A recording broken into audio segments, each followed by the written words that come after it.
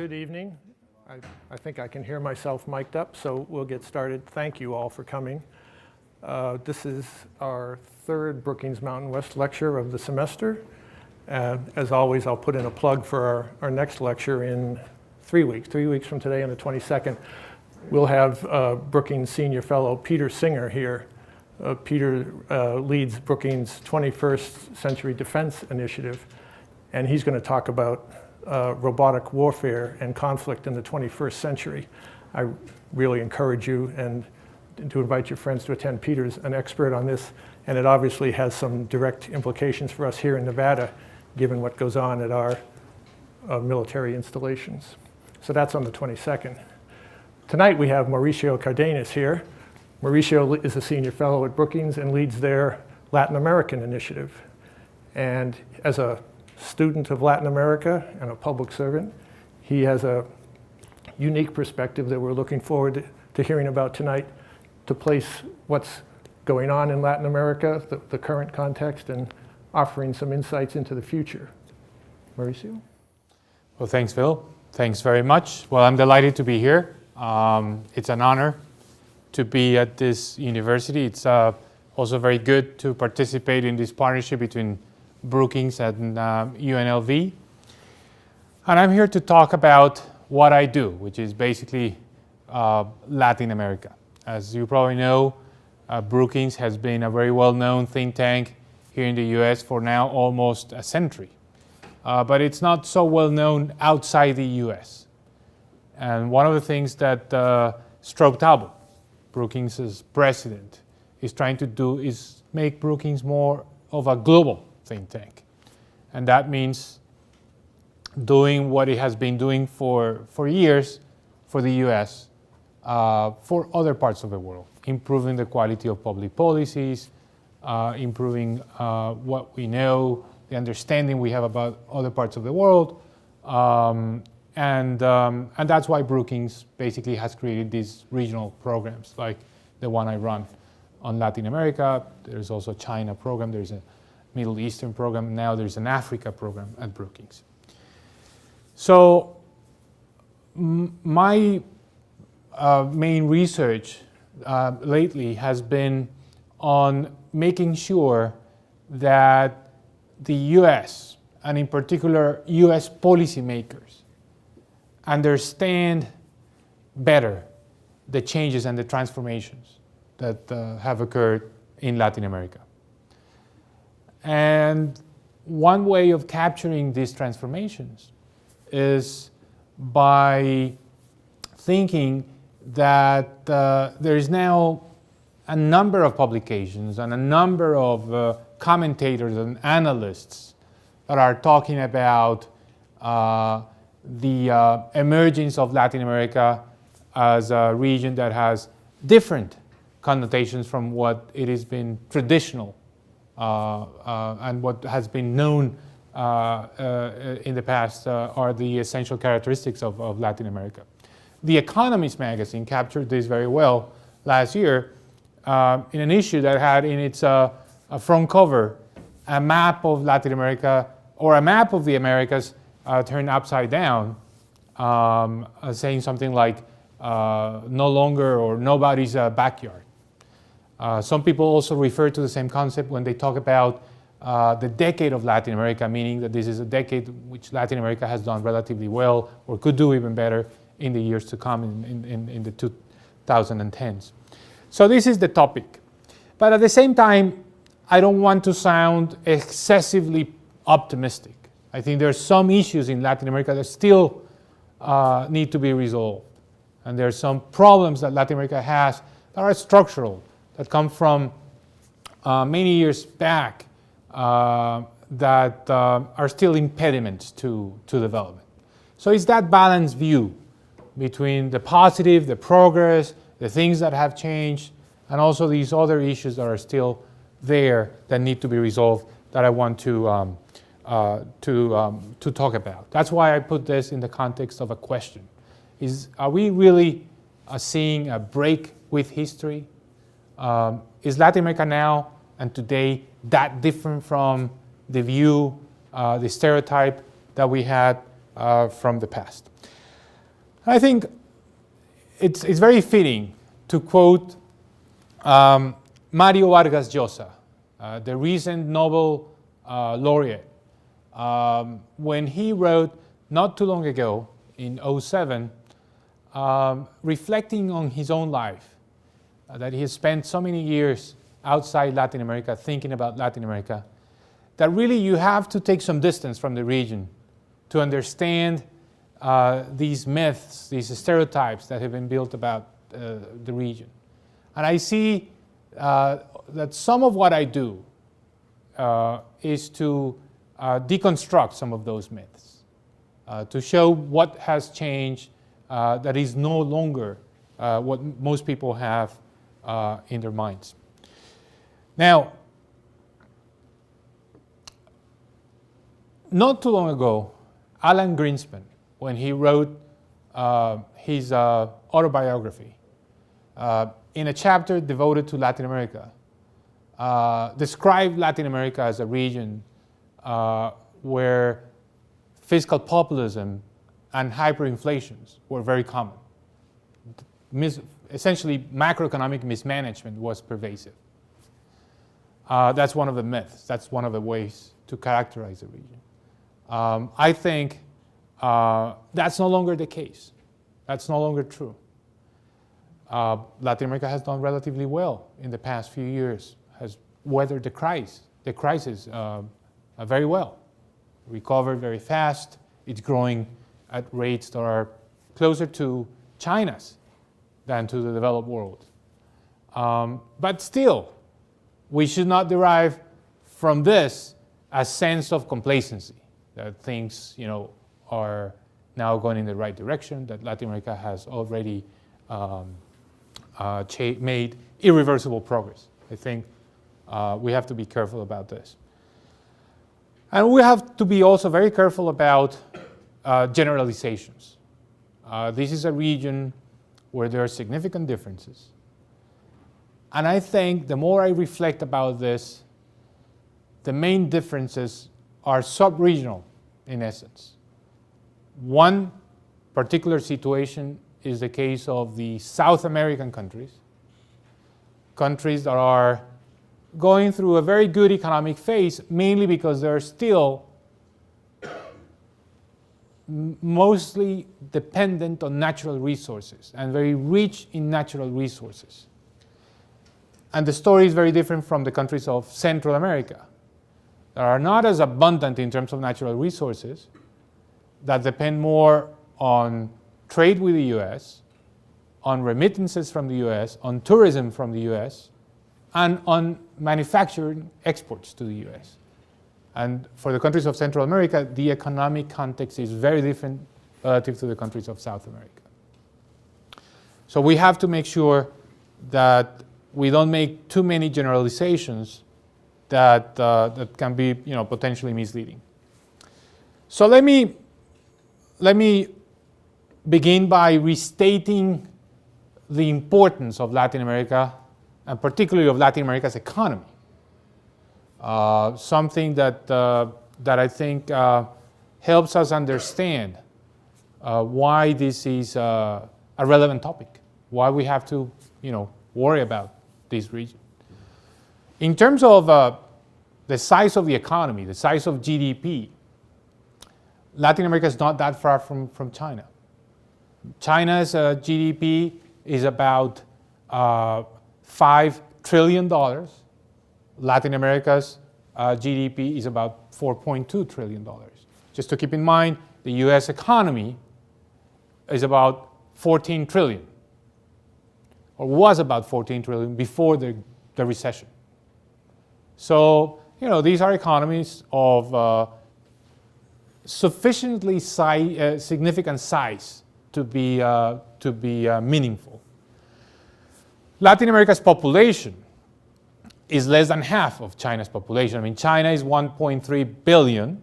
Latin America is 579 million, so less than half. So this means that everything else equal, on average, Latin America's per capita income is more than twice China's per capita income. So this is a region with more purchasing power than at the individual level than China. Another element that is very important to highlight the relevance of Latin America, especially from the US perspective, is the dependence on energy in this country from imports from Latin America. 1/3 of the oil imports of the US comes from Latin America. And many people think that the most important region for this purposes is the Middle East. That's wrong. It's this hemisphere. And another element, now that President Obama has talked about doubling US exports in the next 5 years, if we look at the top 20 markets for US exports, 3 of those 20 economies are in Latin America. Mexico, $163 billion in exports from the US to Mexico. Brazil, $35 billion, and Colombia, $12 billion. So many people will be surprised to know that US exports to Colombia are of a similar order of magnitude as US exports to Malaysia or to Italy.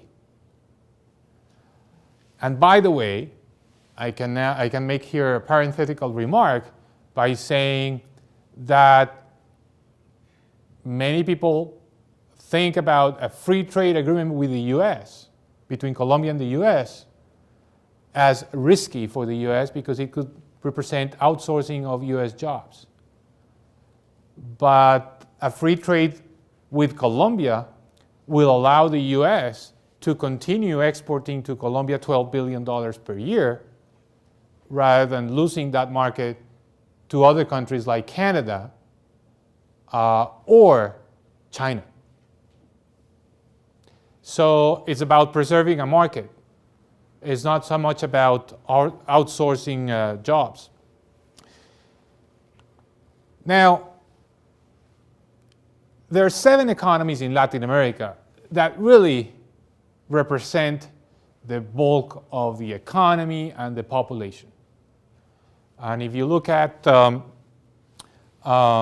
size of GDP, as I said, I mean, Latin America's and the Caribbean's GDP is about $4.2 trillion, of which $3.6 trillion are produced in 7 economies, and of which, of course, the largest are Brazil, $1.5 trillion in GDP, and Mexico, $874 billion.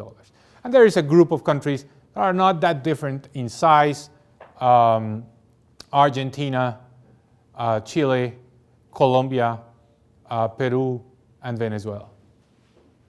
And in terms of population, it's more or less the same pattern. So, roughly speaking, when we talk about the aggregate of Latin America and the Caribbean, we're talking about 7 countries.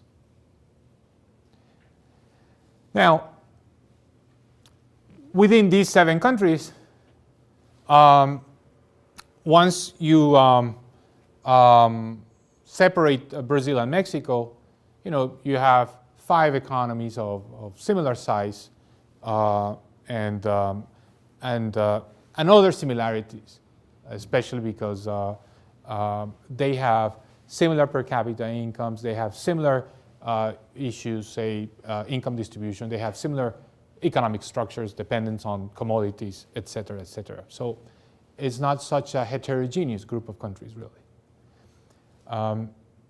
One of the remarkable aspects about Latin America, especially when you compare this region to Asia, is that there is a lot of economic and social heterogeneity within countries. But when you compare countries, countries are relatively similar in terms of their per capita income. If you compare, say, the richest and the poorest country in Latin America, the difference is 5-1 in per capita incomes. If you do that in Asia, it's about 30-1. But then on the other hand, within countries in Asia, there is much more equality than in Latin America. Countries in Latin America tend to be much more unequal internally than in Asia. Now, one of the reasons we talk about this being Latin America's decade, or we talk more about opportunity in Latin America rather than problems in Latin America, is that Latin America has been doing relatively well in terms of economic growth, at least when you compare it to the industrial economies. Latin America is growing, or has been growing, say, for the good part of the last 10 years at a rate which is close to 5% per year. And of course, in the industrial countries, growth rates have been much more lower. So this is why the region is getting an increasing amount of attention. Debunking some of the myths of Latin America means, for example, saying this is no longer the region of hyperinflations. Many people knew this region in the 1980s or in the 1970s for running monthly inflations of over 100%. That's no longer true. Most of these economies, here I have the 7 largest economies, have single-digit inflation rates. Argentina is an exception. That's why it's not in the chart, because Argentina has an inflation rate, and Venezuela as well, over 10%. But for the majority of countries, inflation is something that is under control, and you see basically inflation rates that are relatively low. And that also allows central banks to use the interest rate to stabilize the economy in a way that was not possible only a few years back. So during this recent crisis, central banks in Latin America did what central banks should do with monetary policy: lower interest rates to offset the recession, to stimulate the economy, to behave in a counter-cyclical way. That's something relatively new to the region. And fiscal populism, which was one of these other stereotypes or the myths about Latin America, that you had these governments that did not have any consideration for running fiscal deficit and accumulating huge levels of public debt, that from time to time they reneged on, that they didn't pay. So that was the most recent example of that was the Argentina's default in the early 2000s, and before that the very famous Mexican debt crisis of the 1980s. Well, that to some extent is no longer the case. If anything, Latin America looks, and again the 7 largest economies, looks as a region with a relatively low level of public debt compared to other parts of the world, certainly compared to the US, to Europe, to Japan. Public debt is only 1/3 of GDP, whereas in some cases, like in Japan, is close to 200% of GDP. And this, of course, reflects the fact that fiscal deficits are low. And if you look at Latin America in 2007, before the crisis, Latin America as a whole had, or these 7 large countries had, a fiscal surplus. They did run deficits, again in a counter-cyclical fashion, to offset the crisis, but in very moderate levels. Compare that to the US, that has a 10% of GDP deficit now. So fiscally well-behaved economies. So no longer the example or the emblematic cases of macroeconomic mismanagement, quite the opposite. But even though the region has had a good performance in the past decade or so, we should not forget that the long-run track record, the history of economic development, and in this case of economic growth in Latin America, is very poor. Latin America has had a per capita income which has been very close to 1/3 of the US level. And you would think that the natural thing to happen, at least on theoretical grounds, is for income to converge. And this has not been the case in Latin America and the US. And the contrast is remarkable with the Asian tigers, where starting from a level of per capita income right at the end of World War II, which was less than 10% of the level in the US, it's now close to 60% of the level in the US. So there's rapid convergence and certainly a very contrasting experience compared to Latin America. And in fact, the 1980s were a decade in which not only the gap between Latin America and the US was not closed, it was widened because this was the lost decade for Latin America, that meaning very low economic growth, even some negative growth in many countries. So what we're seeing in the past few years is a relative improvement, but if you look at the long-term history, the situation does not look good. And this is regardless of phases, models of economic development, for example, the period of import substitution, then the policies of the Washington Consensus. It seems to be some structural impediment for a faster convergence between Latin America and the US in terms of income. And I'm going to go back into why I think this is the case still today. Much of the difference in economic performance between Latin America and the US on the one hand, and Latin America and these economies in Asia, take China as an example, that have been growing at very fast rates and closing the gap with the US, has to do with productivity.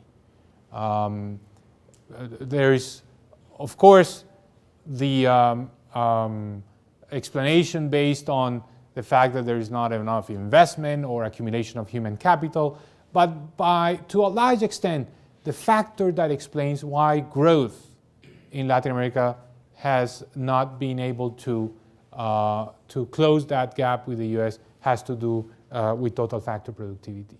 That means the efficiency of production. That means how much you can extract in terms of output to the factors of production. It's not so much about accumulating factors of production, it's about the efficiency that you get when you put those factors of production in motion. And this is the big contrast with China. Much of the success of China has to do with productivity. Some people argue, and I tend to agree with that school of thought, that perhaps one of the reasons why Latin America has not been able to increase its level of productivity is that it's still too dependent on commodities. If you look at the export basket of the 7 largest economies of the region, about 50% of the exports are still natural resources, or products that are based on natural resources, commodities, oil, copper, soybeans from Argentina, coal, etc. And this is essentially the main characteristic of the economic structure in these economies. One way of describing this is by looking at these different dimensions. For example, just think of commodity exports as a share of GDP is about 16% of the economy of these countries in Latin America and the Caribbean. Or if you think about the primary sector as a share of GDP, 16% in Latin America and the Caribbean. Or most importantly, the share of commodity revenues in total fiscal revenues. What governments get in terms of fiscal revenues from these commodities is 24% of the entire revenues of the public sector. So that means that this is a serious and multi-dimensional dependence on commodities. And you compare that, and I'm comparing this here in the dotted lines with a group of countries that are developed by today's standards that are also quite dependent on commodities. Countries like Australia, New Zealand, Canada, Norway. Because some people argue that it's possible to achieve development on the grounds of economies that are specialized in the extraction of natural resources. But yes, it is true that Canada and New Zealand and Australia are developed countries, but they depend less than the countries of Latin America on those natural resources, even if they're also very rich and abundant in terms of natural resources. So this dependence is something that is worth thinking about. Other parts of the world that are developing and emerging have had in the past similar dependencies on commodities. Think, for example, of East Asia and the Pacific. Not too long ago, in the 1970s, 94% of the exports in these economies were commodities. Today it's only 30%. Or take the example of South Asia. Also a significant decline in the dependence on commodities, in this case in terms of exports. The regions of the world that have not reduced that dependence are essentially Africa, still predominantly a region that depends on commodities, the Middle East and North Africa, and Latin America that still has this strong dependence. Of course, it has achieved some progress, moving from more than 80% of the exports based on natural resources and now about 50%, as I said before. It turns out that in today's world, having this dependence is not a bad thing. It's actually a good thing. And mainly because, contrary to what happened during most of the 20th century, we are seeing a period in which commodity prices are going up. And this is, the whole basket of commodities are essentially showing increases in prices. And this has a clear explanation. It has to do with the emergence of China and the demand that China creates for natural resources. So one question, before I move into another topic, one question that, of course, we need to answer is whether China's demand for commodities is going to remain there for the foreseeable future, or whether there will be a point in time when the intensity in the use of commodities in China will stabilize, and therefore the countries of Latin America can no longer use this tailwind to prosper.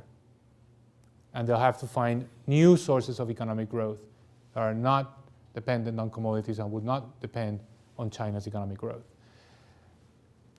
There are the optimists from the Latin America perspective that think that, well, that can happen to China.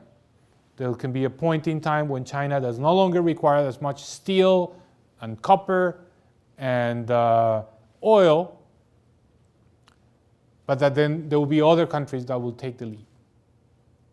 And then there are the pessimists that think that once the Chinese achieve a certain level of income, they will no longer require so many natural resources. They'll do as everyone else has done in the world, which is shift into a pattern of consumption that is more intensive on services, which are less intensive in the use of commodities, of natural resources. And therefore, there will be less demand for commodities. And Latin America has to get ready and prepare for that. And I think that's the reasonable, or I think it's a sensible approach. Think that this is something transitory that will not last forever. So this is one element I want to highlight about Latin America. I have to be finishing relatively soon so that we open some space for questions and comments. Second myth that I think is important to debunk is the fact that Latin America is associated with dictatorships, or at least with autocratic regimes. And if you look at a measure of democracy, in this case, the Polity2 score, which is widely used by political scientists, which is basically the difference between democracy, the better functioning democracy is a +10, and the most extreme form of autocracy is a -10. If you look at how countries in the region are ranking in this index, you see that in almost all the cases there is a positive trend. Societies that are moving from autocratic regimes to democracy. And in some cases, very accomplished democracies based on this index, with one important exception, which is Venezuela, where you see essentially a society that was much more democratic a few decades ago than it is today.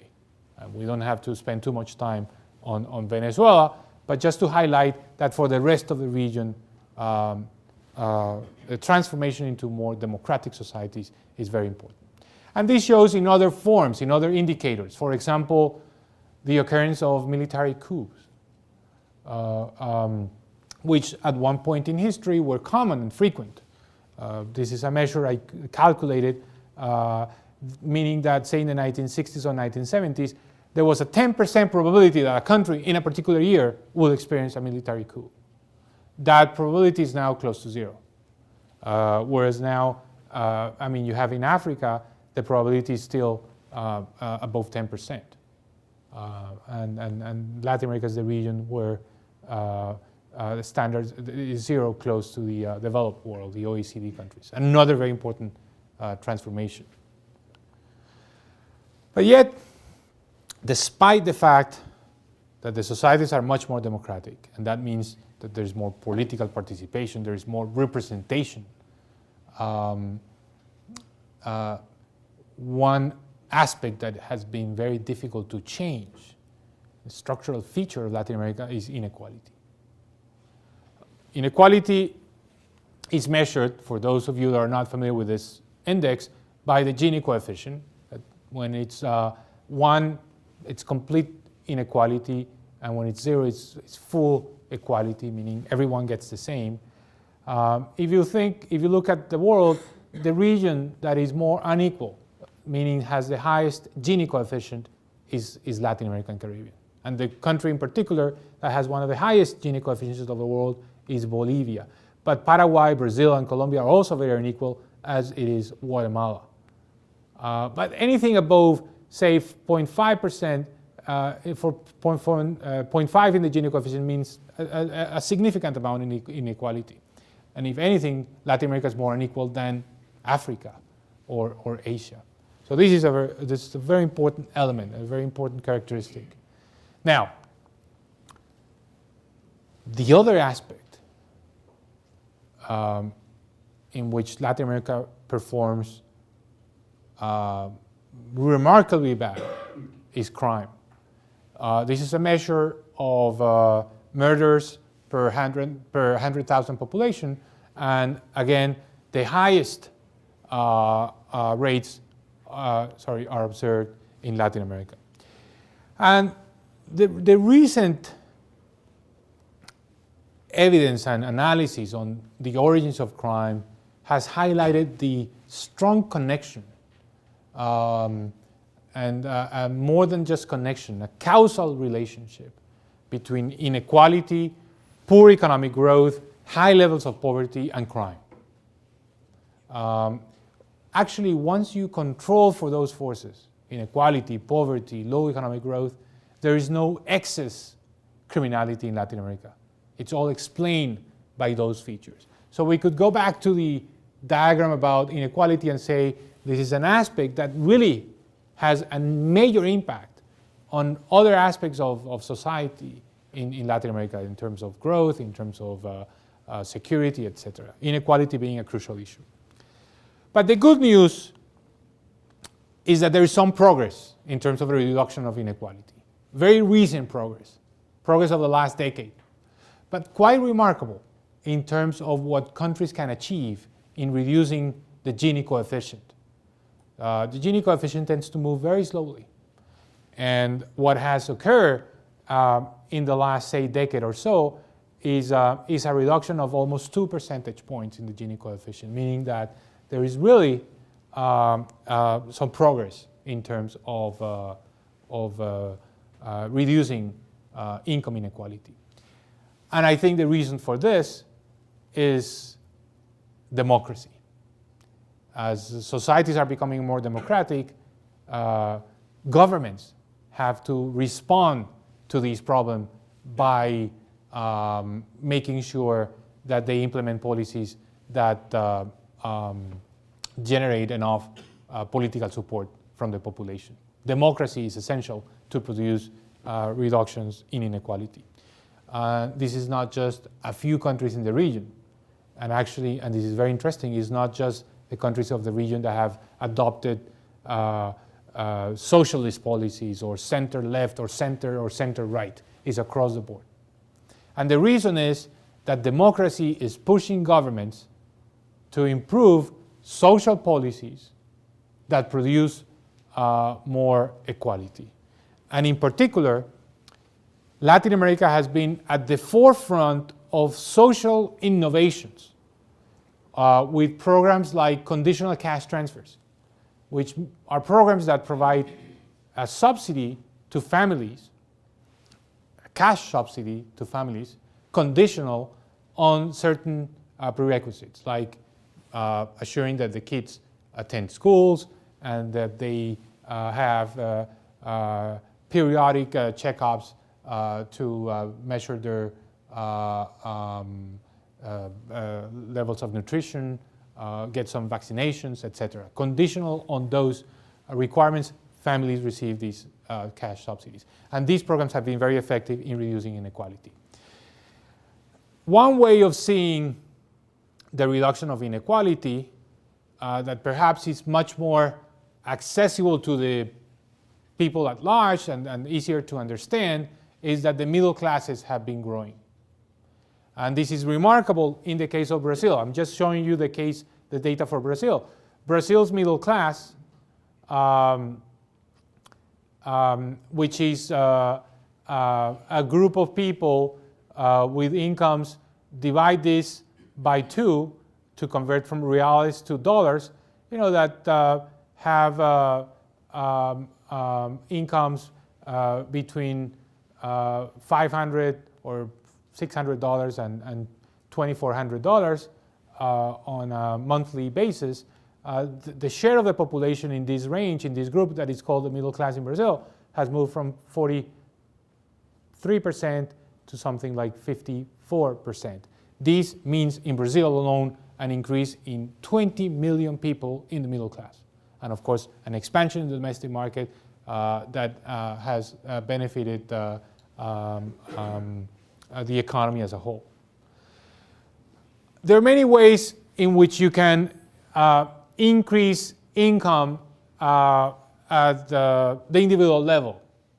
I'm not going to go into the details here, but of course, it could be that there is more income per adult in the household, or that there are more adults in the household working because there are less dependents. Both things have taken place in Latin America as a whole. Or it could be that these adults bring more income to the household either because they're working more and they're getting more money for their work, or because they're getting transfers, subsidies from the government, like these conditional cash transfer programs that I mentioned. Both things have taken place. And when an adult makes more money, it could be the result that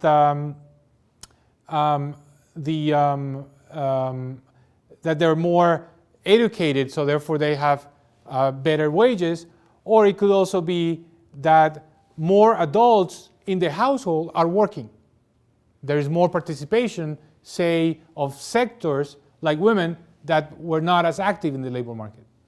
And the interesting thing about what's happening in order to increase the per capita income in countries in Latin America is that all these forces have been at play. And that's why it's so strong, this tendency. In fact, just to mention the educational element, and just let's take one case, Mexico, for example. This is the proportion of adults that have incomplete primary. Not too long ago, late 1980s, nearly 50% of the population had not completed primary education. Now is less than 25% of the population. And this is a remarkable transformation. And at the same time, think of the percentage of people with complete lower secondary, that's basic secondary education. They move from 10% to 20% of the population. And the numbers are similar for Argentina, Brazil, Peru. This is a transformation, much more educated labor force. But there's still a gap in terms of the quality of education. More people are getting access to education, but still the quality of education, at least when you compare it to the other countries that measure it in a systematic way with the PISA scores, the countries that tend to do less well in terms of performance in these tests are the countries of Latin America. And it's not because they are spending less on education. This is an interesting point.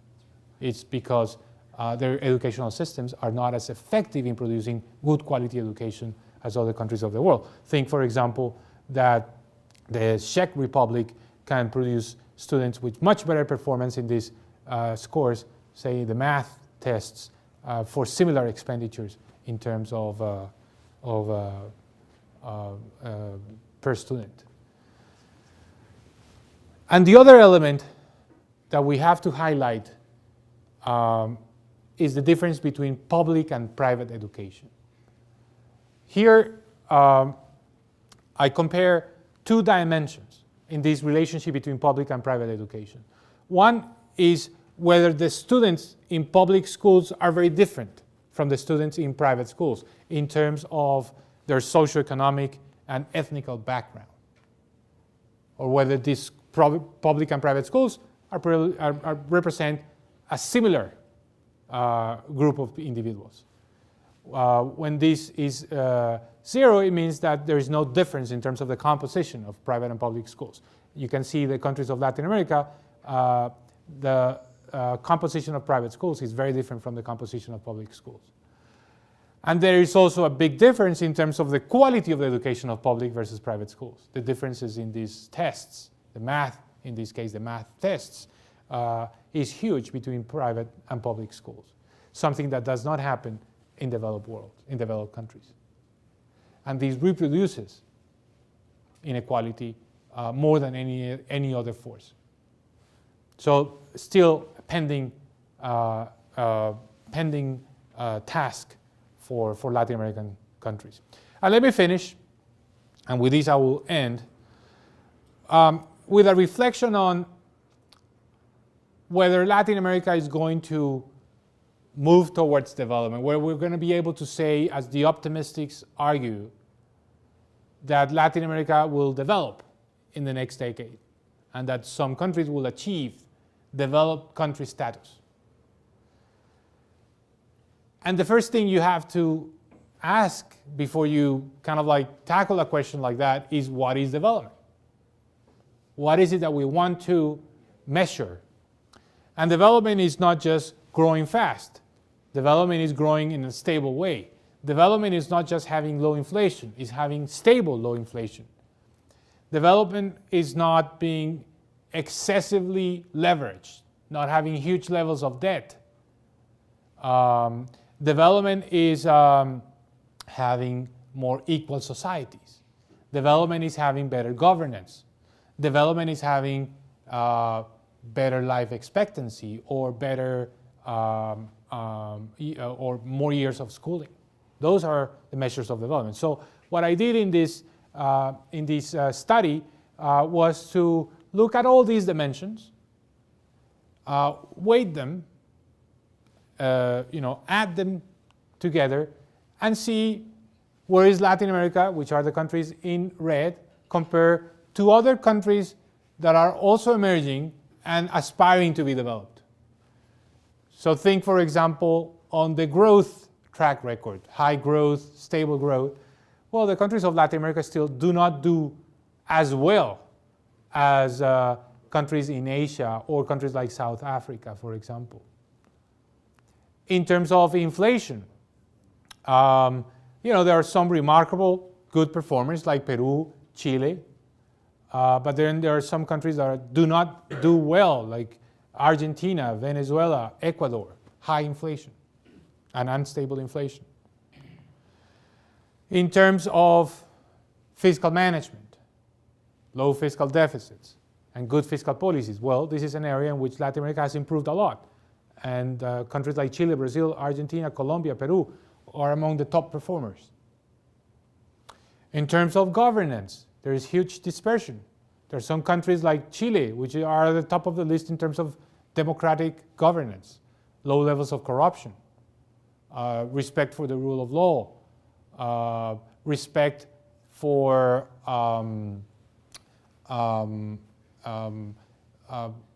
the property rights.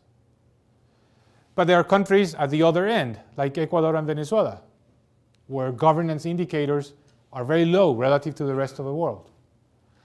So the evidence is very mixed. When I aggregate all these dimensions and I create just one single measure of development, this is what I get. There are countries that are very high up, that are close to development, that you can say that in about 10 years will be part of the developed world, like Chile. Brazil is also moving very fast.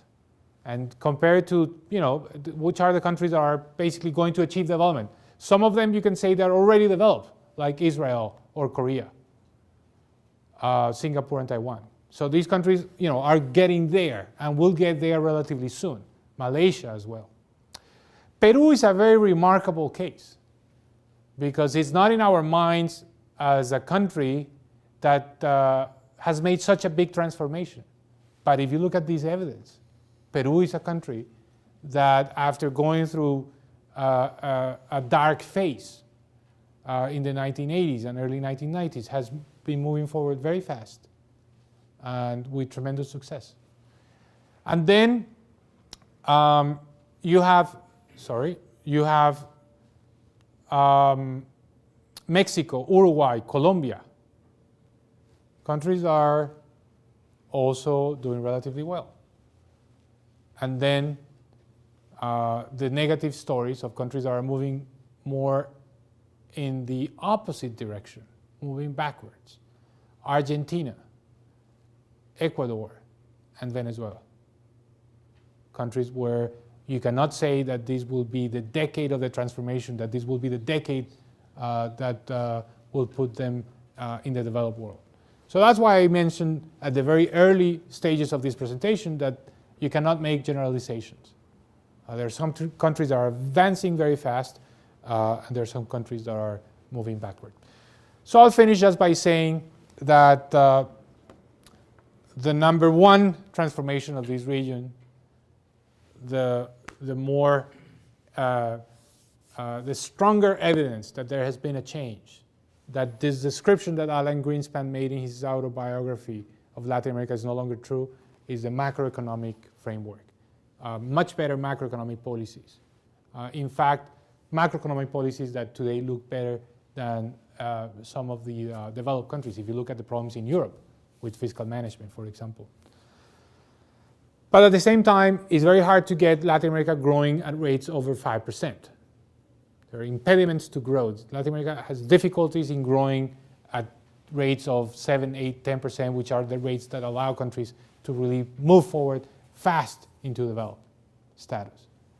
And that has to do, in my view, with the structure of production. Still too much dependence on commodities. 3, there's been a honeymoon with China. And that honeymoon explains much of the success during this earlier part on the last decade. But that honeymoon can end if China's demand for commodities stabilizes. And at the same time, we're going to start seeing some of the negative aspects of the emergence of China. China has also meant a reduction of the manufacturing sector in Latin America that has difficulties competing with China. Brazil used to be at one point the #1 supplier of shoes to the US market. It does no longer export shoes to the US in meaningful amounts. All that has been taken by China. So we're going to start seeing a more balanced view of what China represents for Latin America. It has represented a lot of opportunity and good things during the last 10 years, but it could also be a source of problems and concerns into the future. Central America is in a very difficult position. It's much more dependent on the US and has less abundance of natural resources, and it's less clear what the development model of the Central American countries will be. And finally, I think that if you have to make an assessment of the entire region, I think the pros outweigh the negatives. The fact that the region is more democratic, that is tackling the problems of inequality in finally a successful way, that the region has also achieved a balance between pro-market policies but with a very active social agenda. That's also a sign of optimism. And that all these things together will probably allow this region to achieve in the next few years, in the next few decades, a level of progress and an economic development that we have not seen, unfortunately, in the past. So my final assessment about Latin America is positive, because I think that at the very fundamental level, there has been a transformation. And that transformation is institutional, in essence, is the transformation of societies that are becoming more pluralistic, more open, and more willing to embrace the rules of the game given by democratic governance. And I think that is of the essence for the process of economic development. So let me now open up. I think we're almost on the limit of the time that was given, but I'm more than happy to engage in a conversation with you on these topics. You mentioned commodities. The Economist is, which you also mentioned, is talking about the future, the needs of food development. What are the opportunities for South America in wheat, grains, that type of thing? Right. Well, no other region of the world has more land available for agricultural production than Latin America. So it is an opportunity, but at the same time, it's a huge challenge, because the changes in the use of land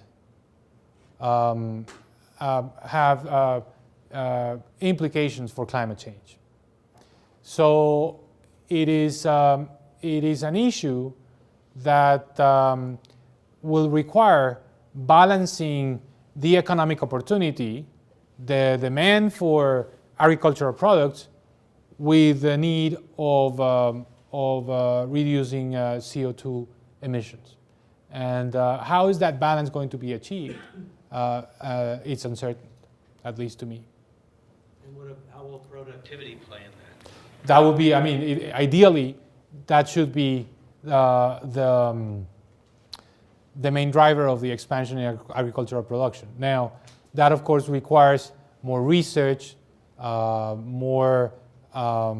new green revolution, especially in the products and the food products that are where Latin America can be a major player, like soybeans, for example. And productivity has increased in those sectors. Yes, please. But isn't, for example, Argentina, the problem in Argentina is the government policy toward the farmers, toward that they offer very low I don't know exactly. Yeah. And then in other countries, it's a problem of land distribution, isn't it? You're referring to the problem in Brazil of burning down Right. rainforests in order to farm. Well, But that's not necessary in Argentina or Chile sure. or If you Ecuador. and one fact that is quite interesting is that the expansion of production in Argentina, despite the fact that there is a tension between the government and the agricultural producers because of taxation, and despite of that, there has been a tremendous increase in production based on productivity in Argentina. So even if producers are attacked by the government, which has been the case, say, in the last 5 or 6 years during the Kirchner administration, the agricultural sector has been able to expand based on productivity. So yeah, it's not always the case of a tension between changes in land use or deforestation. That tension can be solved with productivity. You're right. You had a question. Yeah, one of your slides cited this current decade as one of Washington dissensus. I wonder if you could elaborate on that. Good. Also, the factors that you seem to cite for your development measure seem to conform to the Washington consensus to a great degree. Yes. So could you perhaps contrast that as well? Well, we could talk about the Washington consensus for hours. Here's my thinking about the Washington consensus. If you think about the main problem that this region had back in the 1970s and 1980s, which was essentially macroeconomic mismanagement, the idea of living in countries with hyperinflations that defaulted on their debts very frequently. The Washington consensus played a role in putting at the top of the public policy agenda the need to improve macroeconomic policies through central bank independence, through more restrained government expenditures, et cetera, et cetera.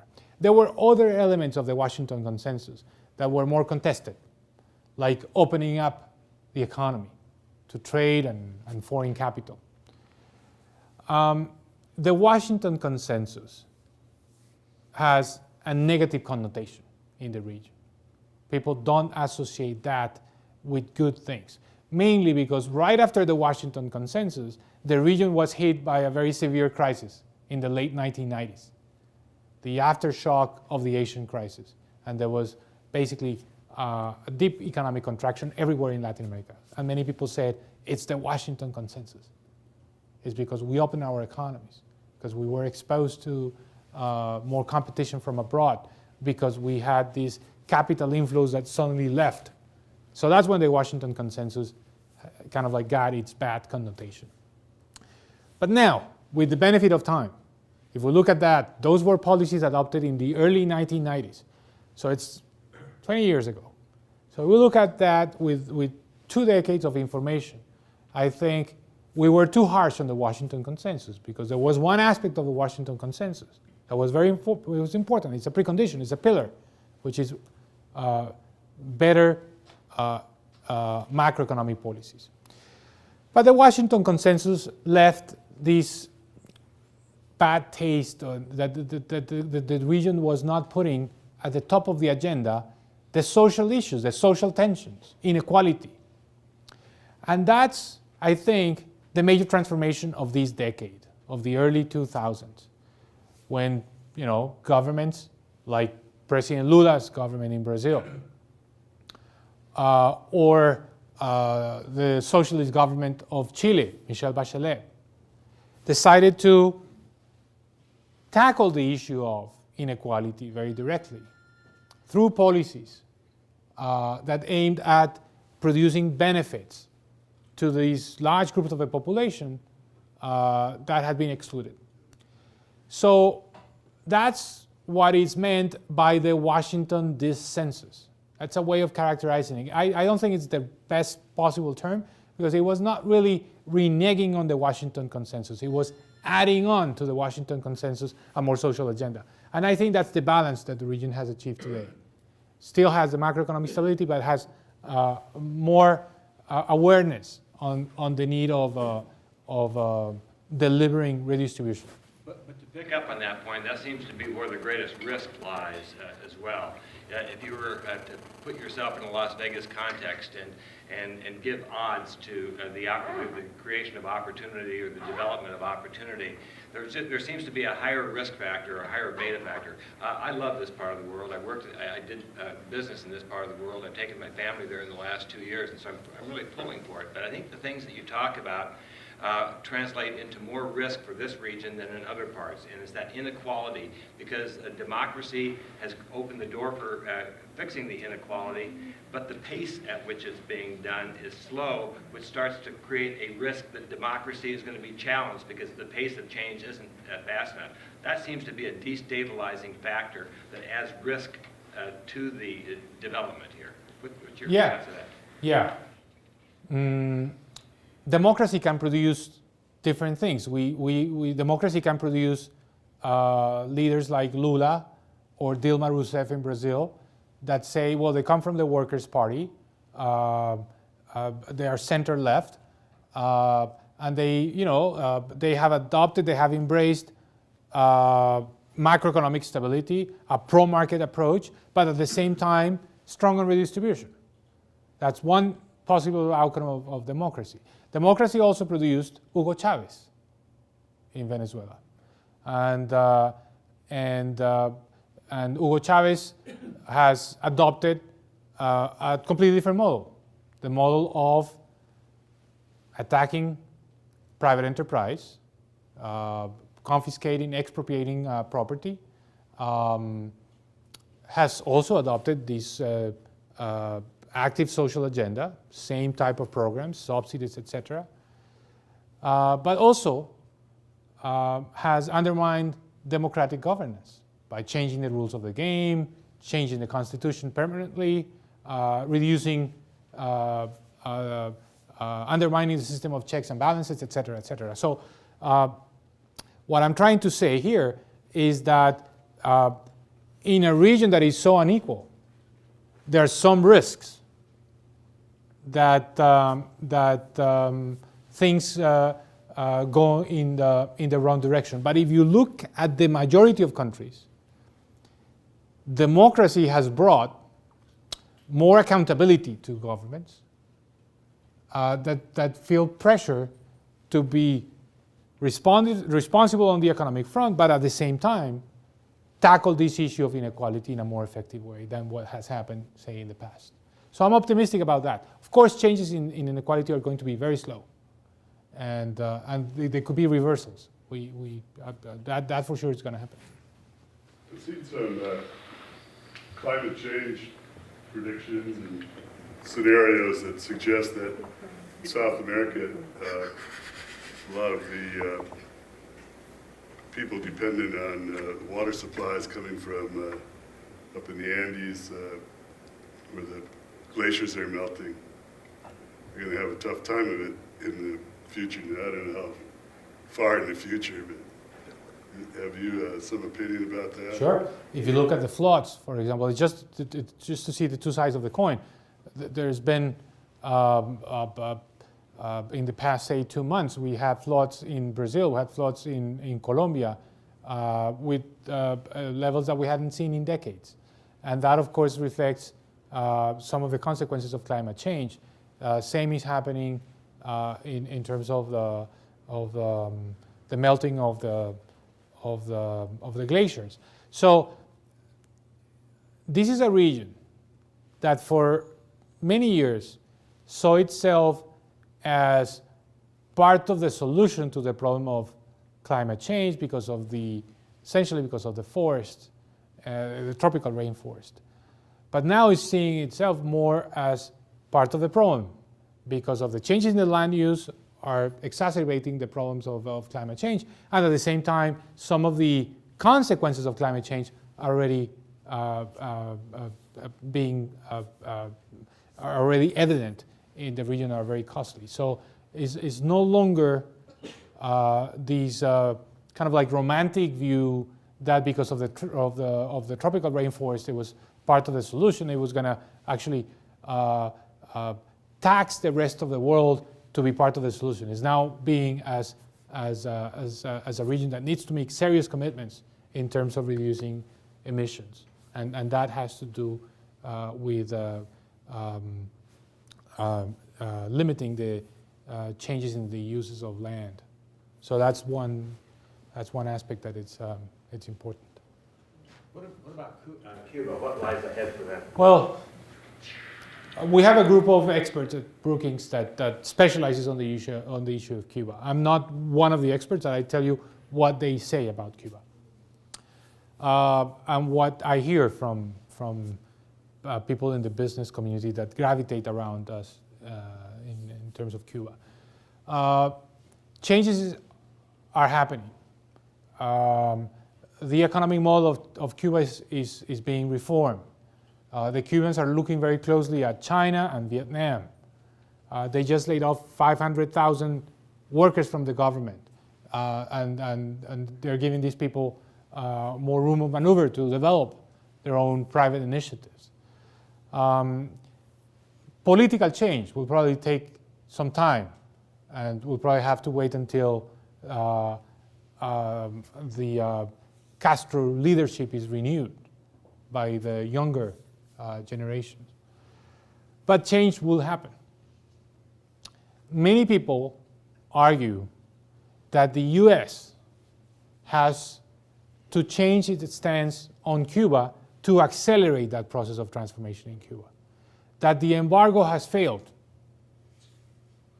And that essentially what could accelerate the transformation of Cuba is precisely the opposite, more interaction with the rest of the world. I know this is a very divisive issue here, but change is going to happen. And the US corporations, let me give you just an example, are already making calculations on what would a new Cuba represent from the point of view of new business opportunities. Let me give you an example. Tourism. Today, most of the cruises that travel around the Caribbean use Miami as a hub. If they use Havana as a hub, they'll save hundreds of miles of unnecessary costs of shipping costs that could represent millions of dollars in terms of profits, just by changing the hub from Miami to Havana. And the second group of industries that are looking at Cuba are the oil companies that understand that if there has been significant amounts of reserves of oil and natural gas reserves discovered in the Gulf of Mexico on the side of the US and on the side of Mexico, they're also on the side of Cuba. So there is exploration, which of course the American corporations are not doing. It's the Brazilian corporation, it's Petrobras, or the Malaysian corporation, or the Norwegians that are exploring that oil.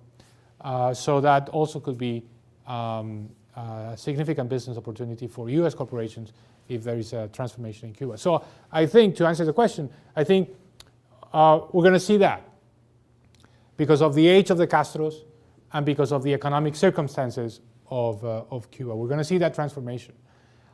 Whether the US lifts or not the embargo, whether it should does it now or waits until something else happens, I think that's debatable, and the consequences of that are debatable. What is not debatable is that Cuba will change, and I think the change of Cuba will bring economic opportunity. I want to thank you all for coming and hope that we see you on the 22nd.